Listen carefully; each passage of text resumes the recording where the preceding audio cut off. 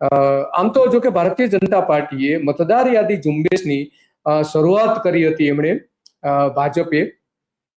એ પણ જોઈએ કે એમણે કઈ રીતની શરૂઆત કરી હતી. આ જો એની યાદી છે, ભારતીય જનતા પાર્ટીએ મતદાર યાદી, સઘન મતદાર યાદી સુધારણા કાર્યક્રમ હેઠળ આ રીતે દરેક વિસ્તારોમાં જઈને એના પ્રદેશ પ્રમુખ પંચાલે દરેક જગ્યાએ આ રીતના કરેલી અને મતદાર યાદી માટેની કેમ્પેઇન શરૂ કરી હતી. અમદાવાદમાં પણ આ જ રીતની કેમ્પેઇન શરૂ થઈ હતી. તો બીજા પક્ષો ઊંઘતા રહ્યા, ભાજપ મેદાન મારી ગયું. એમને જે ખેલ કરવો તો ખેલ કરી દીધો, સાચો કે ખોટો જે કંઈ કરેલો હોય.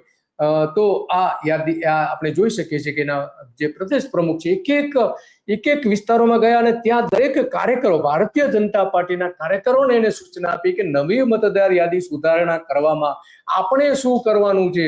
એમાં ખાનગીમાં પણ કેટલીક સૂચનાઓ હશે, દરેક પોલિટિકલ પાર્ટી એ કરતી હોય છે. પરંતુ બાકીના જે પક્ષો છે, ખાસ કરીને કોંગ્રેસ તો ઊંઘતું રહ્યું હતું, રેલીઓ કરતા રહ્યા, અન્ય યાત્રાઓ કરતા રહ્યા, બે યાત્રાઓ કરી, પણ એને સઘન મતદાર યાદી સુધારવા માટેની કોઈ ધ્યાન આપ્યું નહીં. આમ આદમી પાર્ટીએ પણ ધ્યાન આપ્યું. અને એટલા માટે આ અત્યંત ગંભીર બાબત બની જાય છે કે જો ભારતીય જનતા પાર્ટી આ રીતે દરેક વોર્ડ